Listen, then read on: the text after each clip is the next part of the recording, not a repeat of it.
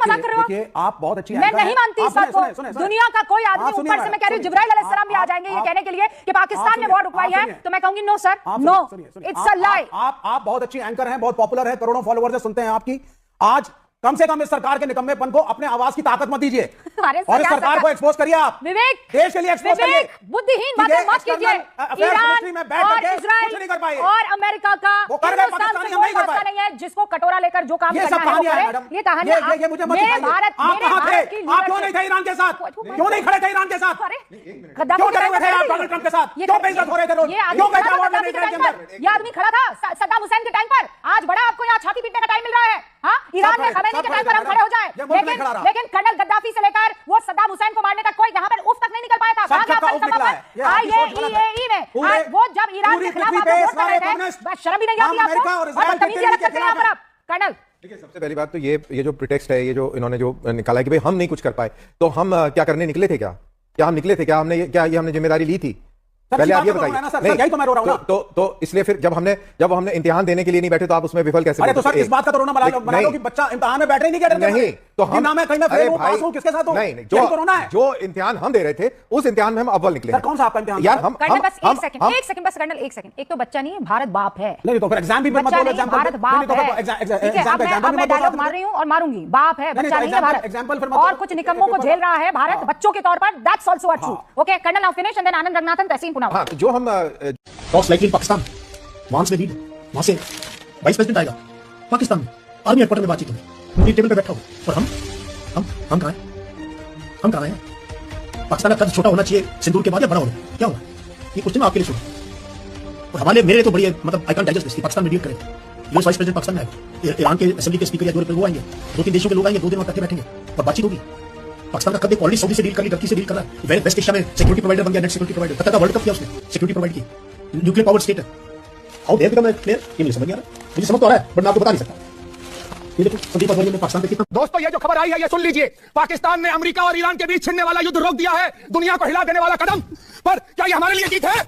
नहीं, हमें सोचना होगा, हमें पूछना होगा क्यों हमें हमेशा किनारे पर खड़ा होना पड़ता है। ये बर्दाश्त नहीं होता। हमारी आवाज कब तक दबेगी? देखिए, पूरा विश्व 2 हफ्ते के युद्ध विराम का स्वागत करता है। इस दुनिया को शांति चाहिए, युद्ध किसी भी चीज का समाधान नहीं है। लेकिन ईरान और अमेरिका के बीच में जो 2 हफ्ते का सीजफायर हुआ है, उसको लाने में पाकिस्तान ने जो रोल अदा किया है वो हमारे लिए चिंता का विषय है। एक ऐसा देश जो आतंक को पनाह देता है, आर्थिक रूप से दिवालिया होने की कगार पर रहता है, आज ग्लोबल पॉलिटिक्स का मुखिया बना, खिलाड़ी बना घूम रहा है और भारत इस पूरे मंच से गायब है। इसे एक मामूली घटना मानकर नजरअंदाज करना तो बेवकूफी होगी, मूर्खता होगी, क्योंकि ये कोई छोटी मोटी बात नहीं है। हिंदुस्तान जो सदियों से दुनिया की नैतिक धुरी, मॉरल कंपस रहा है, आज अलग थलग पड़ा हुआ है। हमने विश्व मंच पर जो स्ट्रेटेजिक जगह छोड़ी उसे पाकिस्तान ने तेजी से कब्जा लिया और इस बीच भारत खुलेआम इजराइल और अमेरिका के साथ खड़ा रहा। मोदी सरकार ने, हमारी सरकार ने इतनी नैतिक हिम्मत भी नहीं दिखाई कि अमेरिकी राष्ट्रपति ट्रंप के ईरान को परमाणु बम से उड़ा देने की धमकी की निंदा कर सके। एक ऐतिहासिक वक्त पर, एक ऐतिहासिक मोड़ पर भारत ने इतिहास के गलत तरफ खड़े रहने का फैसला किया। इनफैक्ट देश ने एक कॉम्प्रोमाइज प्रधानमंत्री की वजह से भारी कीमत चुकाई है। जब दुनिया को हमारे साहस, हमारे न्याय, हमारी नीति की जरूरत थी, तब प्रधानमंत्री मोदी ने कायरता चुनी। भारत को प्रधानमंत्री बने एक ऐसे व्यक्ति ने निराश किया जो अमेरिका और इजराइल के द्वारा ब्लैकमेल किया जा रहा है। इतिहास नरेंद्र मोदी को कभी भी माफ नहीं करेगा, क्योंकि उन्होंने पाकिस्तान को भारत की कीमत पर ग्लोबल स्टेज पर एक रोल निभाने दिया। ये देश भी आपको माफ नहीं करेगा मोदी जी। आपके कॉम्प्रोमाइज होने का, आपके ब्लैकमेल किए जाने की कीमत हिंदुस्तान, हमारी साख, हमारी अस्मिता चुका रही है पाकिस्तान की कीमत पर। लगता है कि विश्व गुरु ये बन जाएंगे अगर मीडिया में 4 बार 10 बार चिल्लाएंगे कि हम विश्व गुरु। इस वक्त शायद ही कोई और देश हो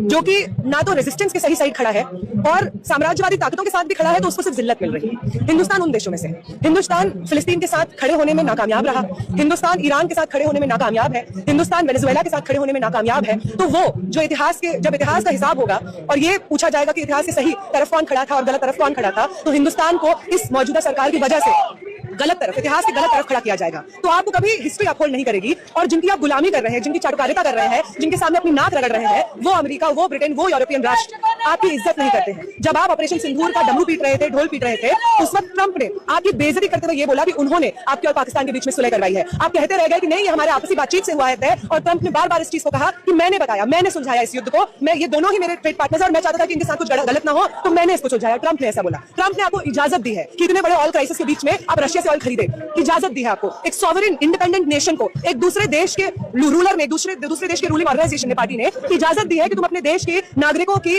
डिमांड्स और नेसेसिटीज मीट करने के लिए ऑयल खरीद सकते हैं। If you saw Donald Trump's latest tweet crediting Pakistan with stepping in to end the Iranian war, you know why I am in shock.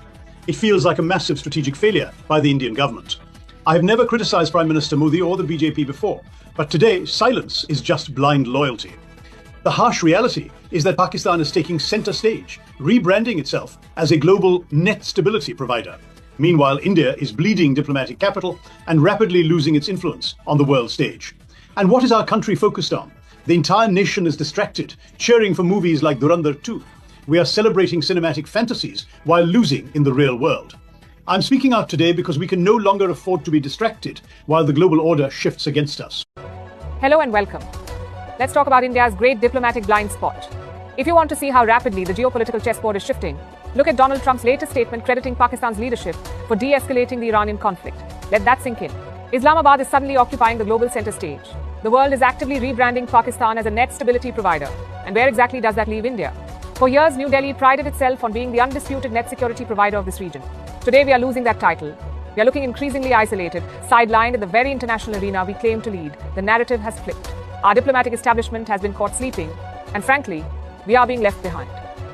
दोस्तों, अब यह फाइनल हो चुका है कि जेडी वेंस कहां पहुंचने वाले हैं? इस्लामाबाद के अंदर पहुंचने वाले हैं और वहां पर बातचीत होगी किसके साथ में?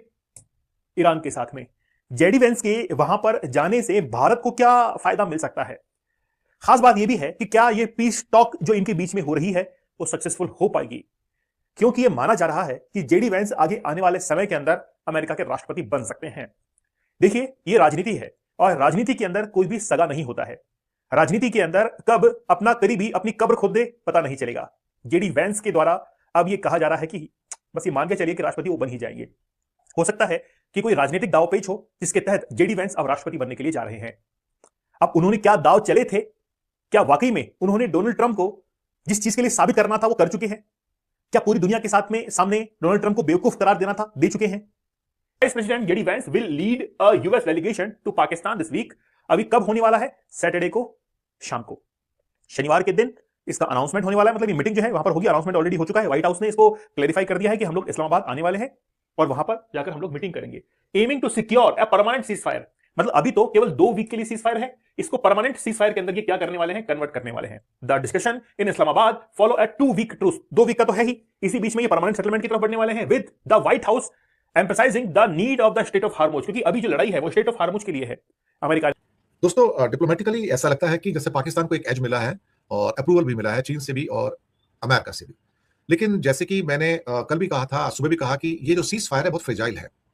इसका एक बहुत बड़ा कारण है क्योंकि इसकी अप्रूवल के अंदर, जो सीज फायर के अंदर एक पाकिस्तान और चाइना का हाथ था, लेकिन पाकिस्तान को लेकर इजराइल को बहुत चिढ़ है और वो कोई भी ऐसा प्रपोजल जिसमें पाकिस्तान इन्वॉल्व हो, अमेरिका तो उसको एक्सेप्ट कर लेता है लेकिन इजराइल उसको एक्सेप्ट नहीं करता है। अब जो बहुत बड़े हमले जो बेरूत के ऊपर किए जा रहे हैं उसको लेके पूरी दुनिया के अंदर इस समय हलचल है कि आखिरकार ये बार्बरिज्म, ये जो बर्बरता है, जी हाँ, ये जो बार्बरिज्म है ये कब तक चलेगा? दुनिया में अब इसको देखा जा रहा है कि आप कितने लोगों को मारना चाहते हो। और मैंने पहले से कहा था कि अल्टीमेटली ये जो शख्स है जिसका नाम नेतन्याहू है, ये लाशों का सौदागर है। जी हाँ, लाशों का सौदागर है। और अब ये लिटानी नदी तक पहुंचने के लिए, यानी कि जो उसके साउथ का सारा एरिया है जिसे साउथ लेबनान भी कहते हैं, उसको अब इजराइल में मिला लेना चाहता है ताकि वहां पर कोई भी ऐसी हिजबुल्लाह की जो वसाहतें हैं उसको खत्म कर दिया जाए। लेकिन बैरूत तो नॉर्थ में पड़ता है, आप बैरूत को क्यों नाश कर रहे हो? ये कहना कि बैरूत पे हिजबुल्लाह के अड्डे हैं तो सैकड़ों लोगों को मार दिया, हजारों लोगों को मार दिया, वहां पे बच्चों की मौत हुई है, वहां पर सैकड़ों बच्चों की मौत हो चुकी है अब तक। लेकिन शायद इस आदमी के ऊपर लाशों का और खून का कोई असर नहीं होता है। जी हाँ, पहले की बात है कि किसी अमेरिकन थिंक टैंक के चीफ को पूछा गया था, भाई इंडिया को यूएनएससी की परमानेंट मेंबरशिप चाहिए, वीटो पावर चाहिए, तो क्यों नहीं देते? तो कहते इंडिया का क्या कोई पक्ष है क्या? क्या इंडिया का किसी सब्जेक्ट के ऊपर कोई व्यू पॉइंट है क्या? आपकी ढुलमुल नीति है, कभी आप लेफ्ट में जाते हो, कभी राइट में जाते हो, कभी कहते हो हम भी शांति का पक्षधर हैं। शांति का पक्षधर होने का मतलब क्या ये होता है कि आप जुल्म के खिलाफ नहीं बोलोगे? क्या इसका मतलब ये होता है ना? यानी कि कोई आदमी कत्लेआम कर रहा है गजा में जाके, 80,000 लोगों को मार देता है, 20,000 बच्चों को मार देता है वहां पर, तो आप चुप रहोगे? इसको स्ट्रेटेजिक साइलेंस बोलते हैं। सोचने वाली बात है ना, ये शांति का पक्षधर है क्या? एक आदमी बैरूत में जाके सैकड़ों बच्चों को मार देता है अभी, और आप कहते हो कि नहीं नहीं हम तो शांति के पक्षधर हैं। आप किसके पक्ष में हैं? दुनिया को पता है ना कि आप जालिम के साथ खड़े हैं। हम भारत नहीं खड़ा है, भारत की सरकार खड़ी है। तो अगर आप कत्लेआम करने वालों के साथ में खड़े हैं, जेनोसाइडर के साथ में खड़े हैं, अगर आप मानवता के हत्यारों के साथ में खड़े हैं और सरकार खड़ी है, तो फिर क्या होगा? और मोदी जी नेतन्याहू को संदेश देते हैं इस युद्ध में हम मजबूती से आपके साथ खड़े हैं, तो फिर ईरान के साथ कौन खड़ा है?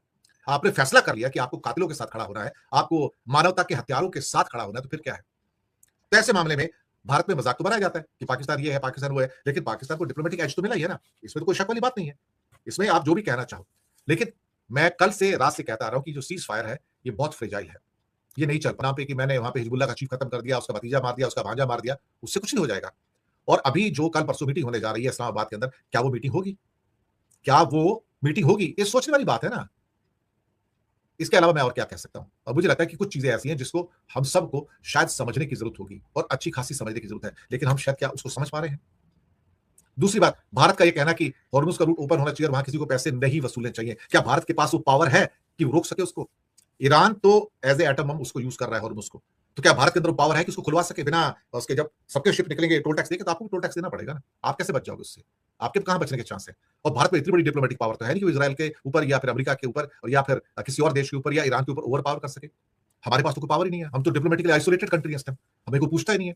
हमें तो वर्जिन आइलैंड और चिली और उसके बराबर रखा जाता है साहब, या फिजी के बराबर रखा जाता है कि आपकी कोई एंटिटी नहीं है, आप पिछड़ जाओ। Who are you?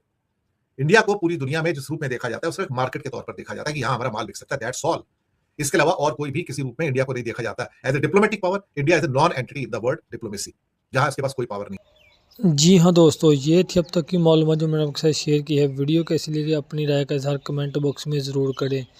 अगर आप भारतीय मीडिया का रिएक्शन देखना और सुनना पसंद करते हैं तो चैनल को सब्सक्राइब करें, ताकि इस तरह की इन्फॉर्मेटिव वीडियो अब तक बर वक्त पहुँच रहे। जैसे कोई नई मालूमात है तो मैं आपके साथ ज़रूर शेयर करूँगा। हाज़िर होते हैं नई वीडियो के साथ, नई अपडेट के साथ। नेक्स्ट वीडियो दीजिए इजाज़त। अल्लाह हाफिज़।